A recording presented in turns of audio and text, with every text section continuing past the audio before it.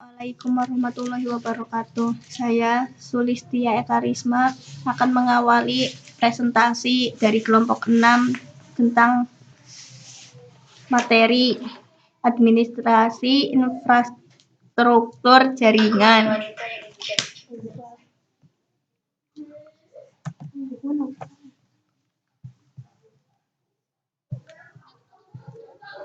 Yang pertama, routing dan routers. A. Pengertian routing dan router. Routing adalah proses pengiriman data maupun informasi dengan meneruskan paket data yang dikirim dari jaringan satu ke jaringan lainnya. Konsep dasar routing. Routing langsung merupakan sebuah pengalaman secara langsung menuju alamat tujuan tanpa melalui host lain. Contoh, sebuah komputer dengan alamat IP 192.168.1.2 mengirimkan data ke komputer dengan alamat 192.168.1.3.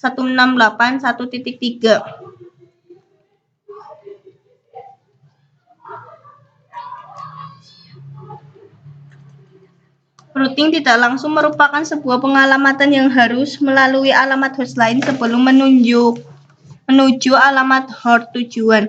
Jenis konfigurasi routing. Minimal routing merupakan proses routing sederhana dan biasanya hanya pemakaian lokal saja.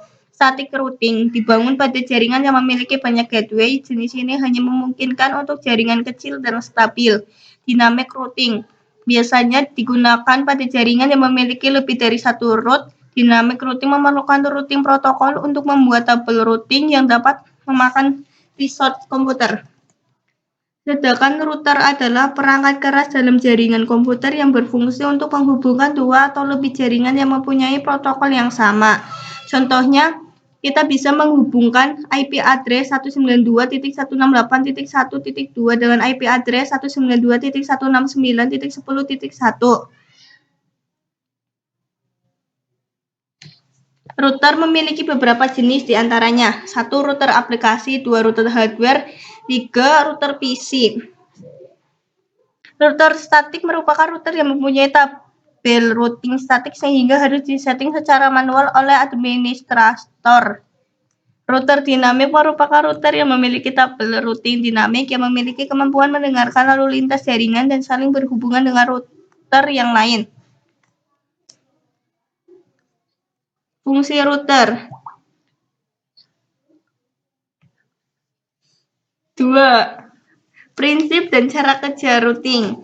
Cara kerja router.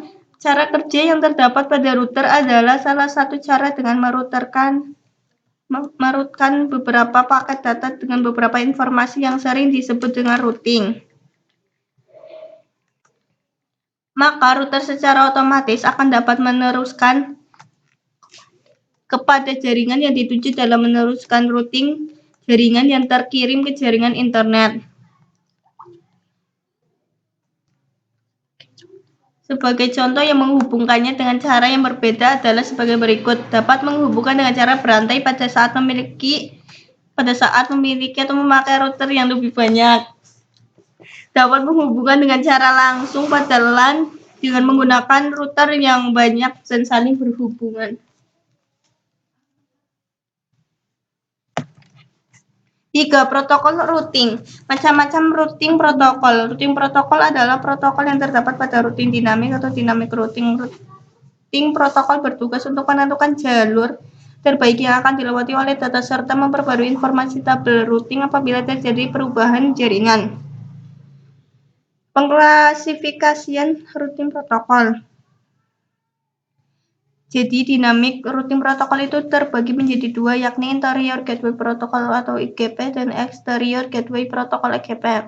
Interior gateway protocol IGP adalah routing protokol yang digunakan untuk pada jaringan yang terletak dalam satu autonomous system yang sama. Autonomous system tersendiri adalah sekumpulan jaringan yang dikelola dan dikendalikan oleh otoritas administratif tunggal yang menggunakan kebijakan routing internal yang sama.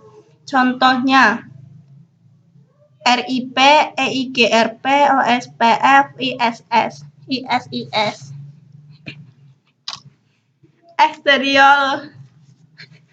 Exterior gateway protocol. Jika IGP digunakan untuk menghubungkan router-router, maka EGP merupakan kebalikannya, yakni routing protokol yang digunakan untuk menghubungkan jaringan antar autonomous system. Routing protokol ini digunakan untuk routing keluar AS, oleh karena itu disebut Exterior Gateway Protocol.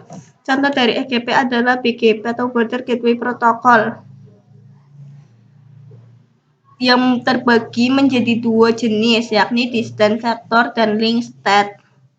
Distance Vector merupakan jenis routing protokol yang melakukan pemilihan jalur routing berdasarkan jarak dari router ke tujuan atau hopcon.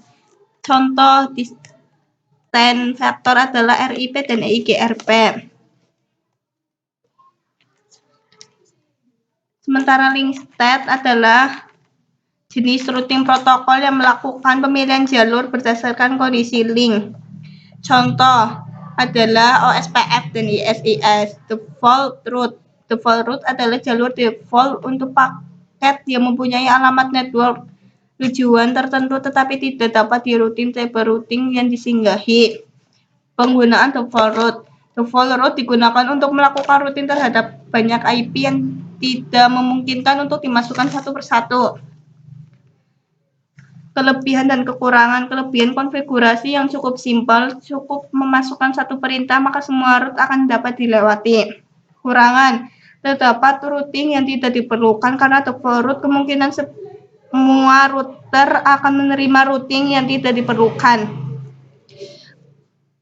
Default routing sebenarnya masuk dalam static routing, biasa digunakan untuk routing ke internet. Default routing selalu berada paling bawah dan selalu menjadi less preferred atau pilihan akhir.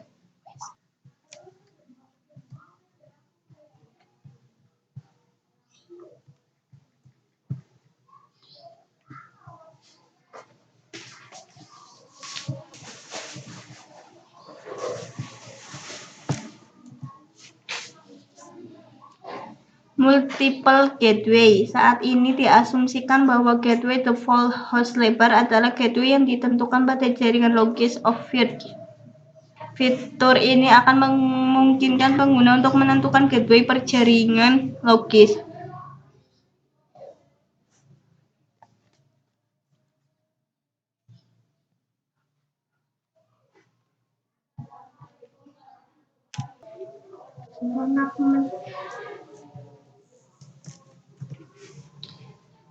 Saya Nurul Atika akan melanjutkan mempresentasikan dari Solid. Administrator membuat jaringan baru dan menetapkannya sebagai jaringan display. Host of field terhubung ke dua jaringan over DMGMT 10.0.0.0 via ETH0 dan jaringan display 20.0.0.0 via ETH1.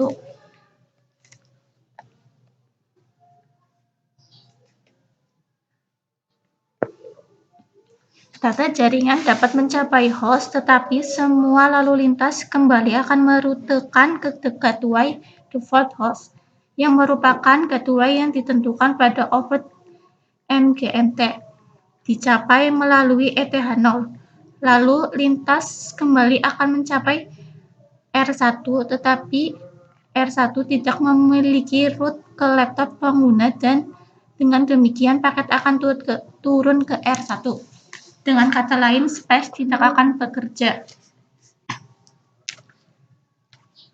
Secara lebih sederhana, ping tidak akan berfungsi dari laptop pengguna ke host of field, dengan asumsi mereka tidak berada di jaringan yang sama.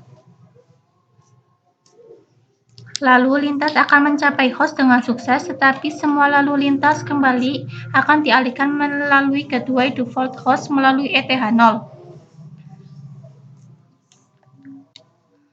Saat ini, klien secara manual mengedit script init host dan menetapkan gateway berbeda dengan jaringan display.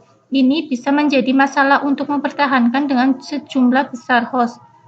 Fitur multiple gateway akan mengotomatiskan proses ini. 6. Routing dan packet forwarding.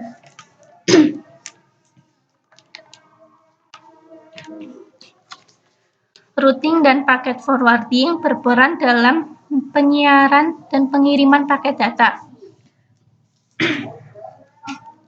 Routing sering digunakan dalam kehidupan sehari-hari, sedangkan paket forwarding menyiarkan jaringan melalui node komputer. Mau sih jelasin? Kemudian terdapat dua bentuk routing, yaitu direct routing adalah proses pengiriman paket dari segmen jaringan secara direct langsung. Indirect routing adalah proses pengiriman paket dari segmen jaringan secara tidak langsung.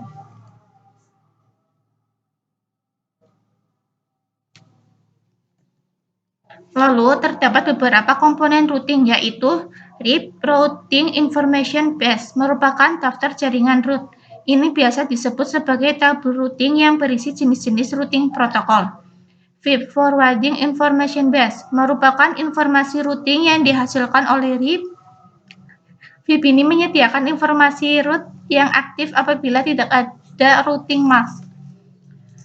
2.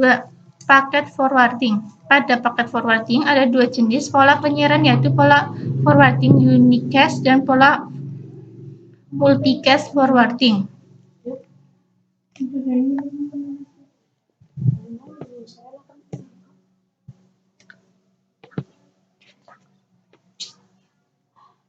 Sedangkan untuk multicast forwarding adalah gabungan dari unicast, yaitu paket berantai yang berjumlah banyak yang dikirimkan dari link-link tertentu. 7. Bridging. Perbedaan bridge dan switch. Mode switch pada umumnya, router board memiliki beberapa interface internet. Walaupun interface tersebut merupakan interface router yang setiap interface-nya harus terhubung ke jaringan yang berbeda-beda. Namun interface tersebut dapat difungsikan sebagai port switch.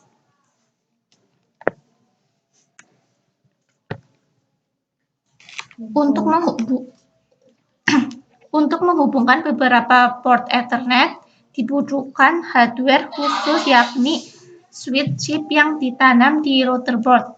Sebuah router board bisa difungsikan sebagai switch bila di dalam router tersebut sudah dipasang switch chip. Terdapat berbagai macam jenis switch chip yang ada pada router board. Walaupun sama-sama memiliki fungsi switch, namun masing-masing memiliki fitur yang berbeda-beda. Fungsi switch hanya bisa melakukan penggabungan Ethernet interface selama Ethernet tersebut masih dalam satu chip yang sama.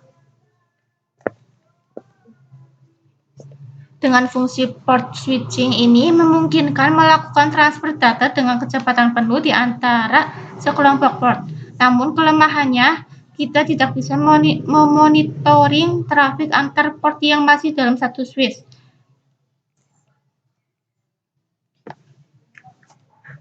Kita telah melakukan pengetesan untuk mengetahui penggunaan CPU load bila menggunakan yang sudah dilakukan.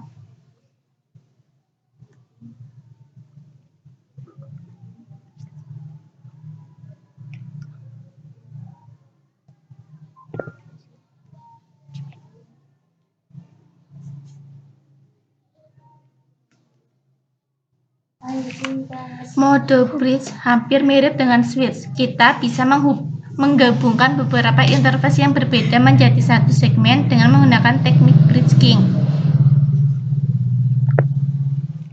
Membuat beberapa interface seolah-olah menjadi satu, artinya adalah tidak ada perbedaan segmen jaringan di dalamnya. Misal, kedua interface Ethernet di bridge, maka kedua interface tersebut akan menangani jaringan yang sama. Teknik bridge bisa dilakukan di semua produk mikrotik, baik router board maupun PC. Saya Rizky Amelia akan melanjutkan presentasi dari Nurul Atika. Dengan menggunakan mode bridge, kita dapat menanggulangi network lock dengan mudah, yakni menggunakan protokol STP atau Spanning Tree Protocol dan RSTP atau Rapid Spanning Tree Protocol. Namun dengan menggunakan teknik bridge ini, kita bisa memonitoring trafik antara port. Ada 4 jenis Ethernet yang dapat dijadikan bridge port, yakni Ethernet, VLAN, wireless, dan VPN, atau mengaktifkan BCP dan tunnel atau EOIP.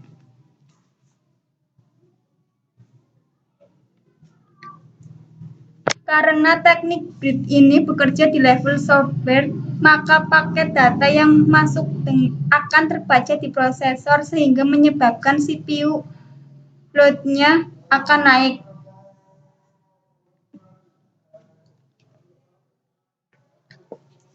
Kita akan melakukan pengetesan untuk mengetahui CPU load-nya.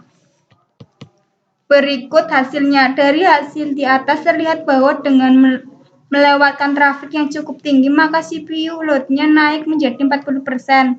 Hal ini terjadi karena mode bridge untuk prosesnya dilakukan di CPU. 8.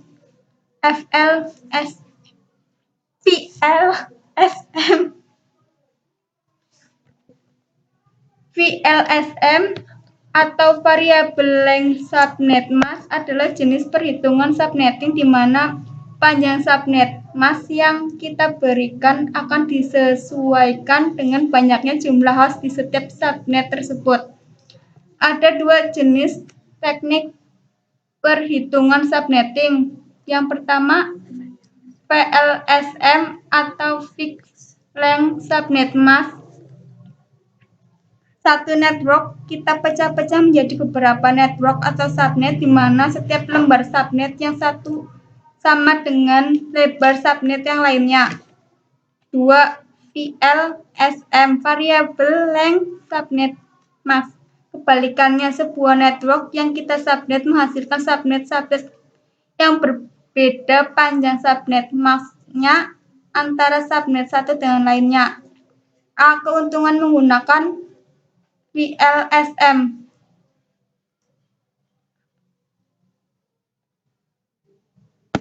Perlu saya sampaikan antara VLSM dan VLSM tidak ada yang lebih baik. Semuanya tergantung desain jaringan yang kita buat. B. Cara menghitung VLSM. 1. Subnet dihitung dengan kebutuhan host terbesar atau kebutuhan hostnya diurutkan. 2. Jika VLSM masalah selesai, semua network dikasih sama panjang 3, tapi di VLSM tiap subnet akan dihitung lagi. 4. Networknya mengikuti dari subnet yang sudah dihitung sebelumnya. C. Desain subnet yang efektif dengan VLSM dan VLSM.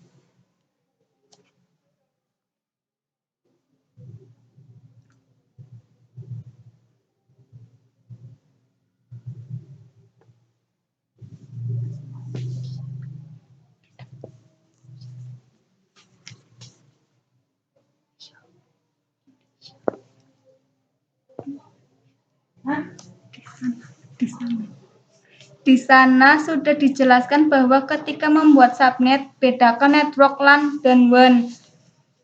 Bisa dengan satu kelas IP asal jauh jaraknya atau bedakan kelas IP address-nya.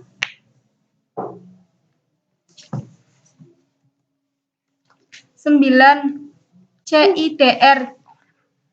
Dalam sebuah penulisan IP address atau IP block sering kita jumpai tanda prefix disimbolkan dengan slash di bagian akhir suatu IP address, misal 192.168.1.5/24. Tanda prefix tersebut menggambarkan panjang subnet mask, jumlah bit yang bernilai 1 pada subnet mask. Tanda prefix ini disebut juga sebagai notasi CIDR. CIDR atau Classes Inter-Domain Routing merupakan suatu cara yang memungkinkan kita untuk mengalokasikan IP address sesuai dengan kebutuhan jaringan.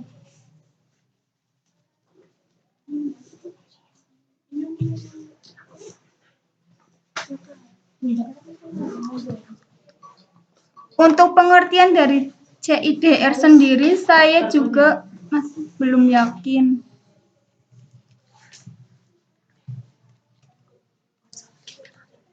Bagaimana cara menentukan notasi CIDR suatu IP address?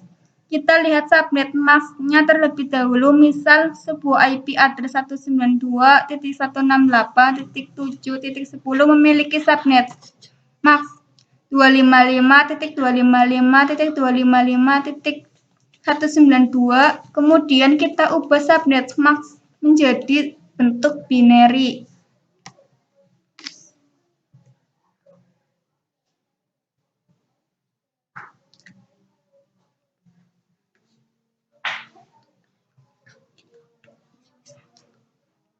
Kita ubah subnet mask menjadi bentuk binary.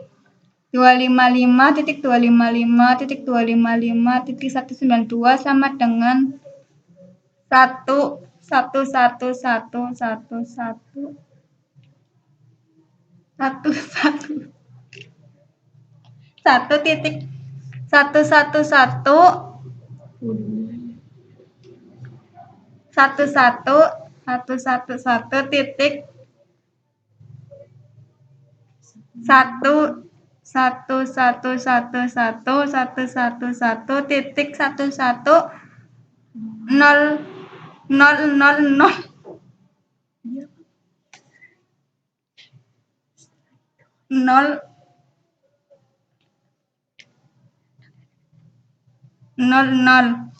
Setelah itu kita tinggal menghitung berapa jumlah bit yang bernilai 1. Karena jumlah bit 1 ada 26, maka tanda prefixnya adalah /26. Sehingga penulisan subnet mask-nya menjadi 192.168.7.10/26.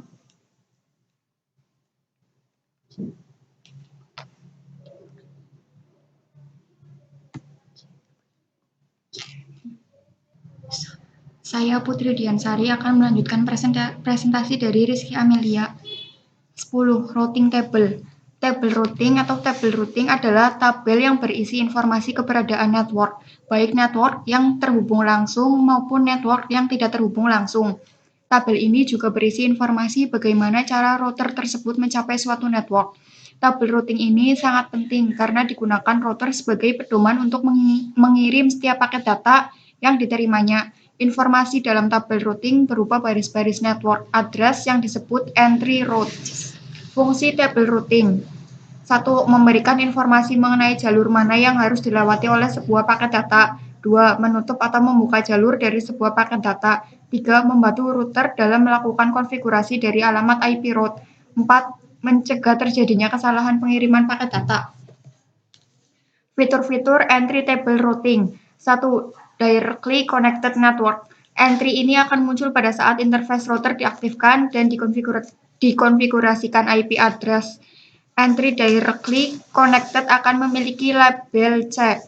2. Static routes. Entry ini adalah entry yang diisi manual oleh administrator jaringan. Sehingga jika ada perubahan jaringan, maka entry ini juga harus diubah secara manual juga. Entry static route akan memiliki label S. 3. Dynamic routes. Entry ini adalah entry yang akan muncul karena hasil pertukaran informasi routing dari beberapa router. Pertukaran informasi routing akan menggunakan routing protokol. Entry ini tidak diisi secara manual oleh administrator jaringan. Administrator jaringan hanya perlu mengaktifkan routing protokol dan network yang akan di routing. Entry dynamic route ini akan memiliki label D3. 4. Default routes. Entry ini digunakan untuk menentukan kemana sebuah paket akan dikirimkan. Jika alamat tujuan dari paket tidak terdapat pada tabel routing entry, default routes ini bisa dikonfigurasikan secara manual ataupun didapat dari pertukaran informasi dari routing protokol dinamik. 11. Link state. Protokol routing link state lebih mirip peta jalan karena mereka membuat sebuah peta topologi dari sebuah jaringan dan setiap router menggunakan peta ini untuk menentukan jalur terpendek ke setiap jaringan.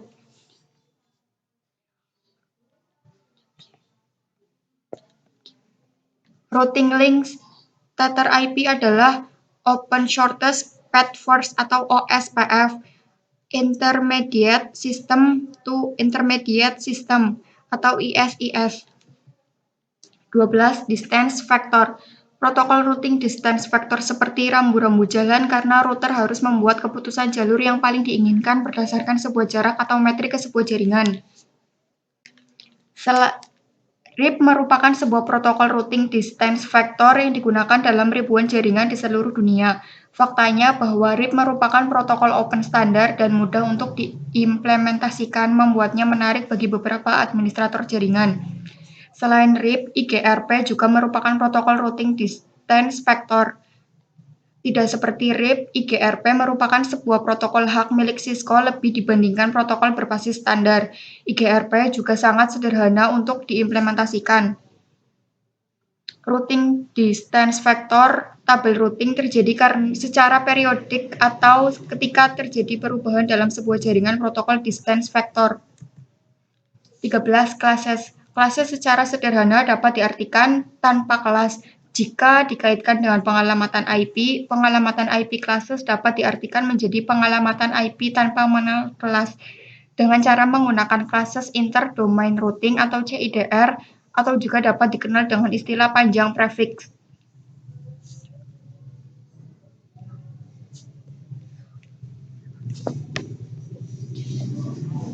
Pengalokasian host atau IP yang dapat menggunakan subnet mask yang berbeda yang didukung oleh routing protokol RIP-v2, OSPF, dan EIGRP yang dapat memberikan informasi subnet sehingga dapat menghemat sejumlah alamat host/IP. Metode classes addressing atau pengalamatan tanpa kelas saat ini mulai banyak diterapkan, yakni dengan pengalokasian IP address dalam notasi classes inter-domain routing atau CIDR. Istilah lain yang digunakan untuk menyebut bagian IP address yang menunjuk suatu jaringan secara lebih spesifik disebut juga dengan network prefix. Biasanya dalam menuliskan network prefix, suatu kelas IP address digunakan tanda garis miring atau slash, diikuti dengan angka yang menunjukkan panjang network prefix ini dalam bit. Contoh 192.168.0.0/24.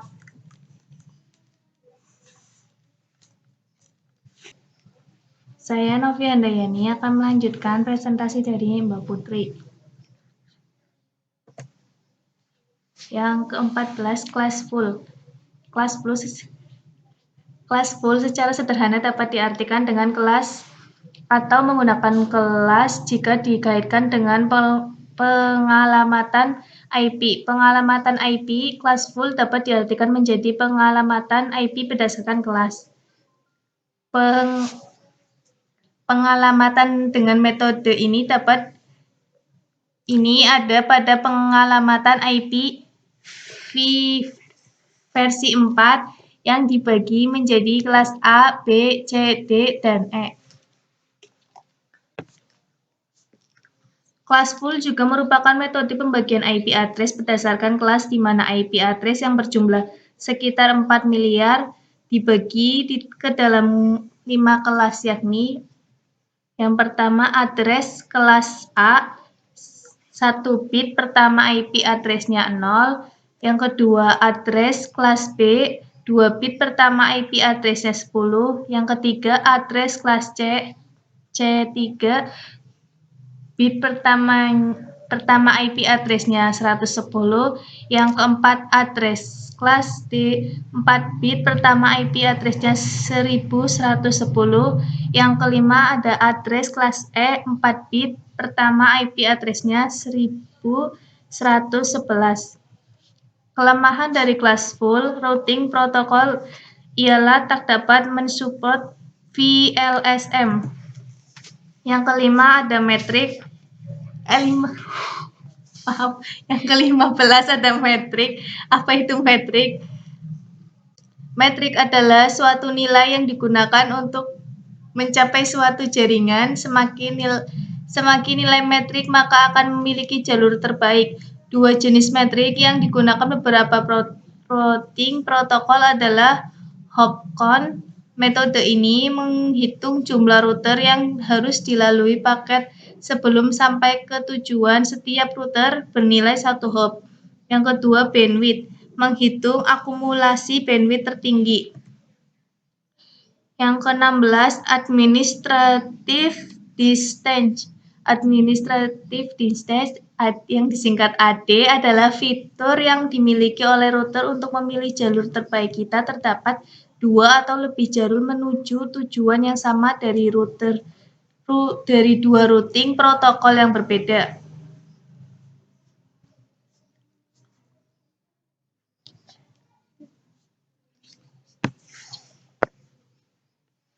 Administrative distance menyatakan reliability dari sebuah routing protokol.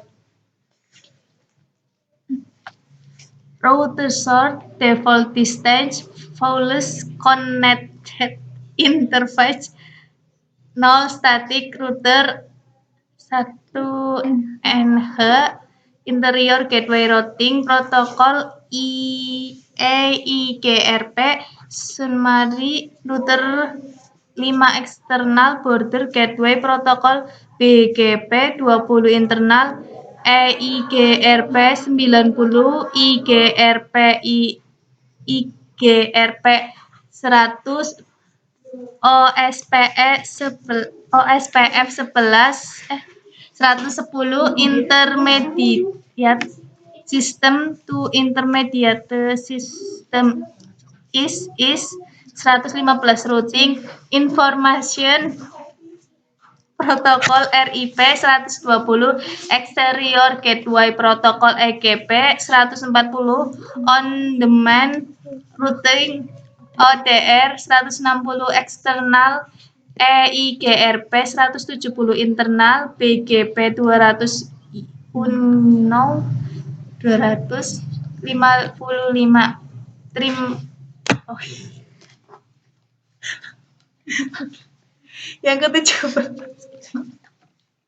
Yang ke-17 ada load balancing. Load balancing adalah teknik untuk mendistribusikan beban trafik pada 2 atau lebih jalur koneksi secara seimbang agar trafik dapat berjalan optimal, memaksimalkan throughput, memperkecil waktu tanggap, dan menghindari overload pada salah satu jalur koneksi.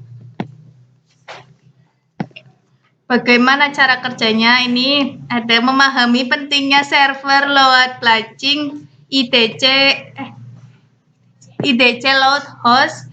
Adapun yang perlu dipahami kembali dari pentingnya menggunakan load balancing untuk website atau aplikasi berbasis web lainnya, diantaranya 1. Ada waktu respon. Waktu respon adalah manfaat terbesar untuk meningkatkan kecepatan akses website saat dibuka. Yang kedua, ada load balancing akan mewarisi sedikit redundansi. Sebagai contoh, jika website kita berjalan dengan seimbang di 3 server dan salah satu server bermasalah, maka 2 server lainnya dapat terus berjalan dan pengunjung website kita akan menjadi dari downtime apapun. Ya, sekian presentasi dari kelompok saya. Saya ucapkan terima kasih. Wassalamualaikum warahmatullahi wabarakatuh.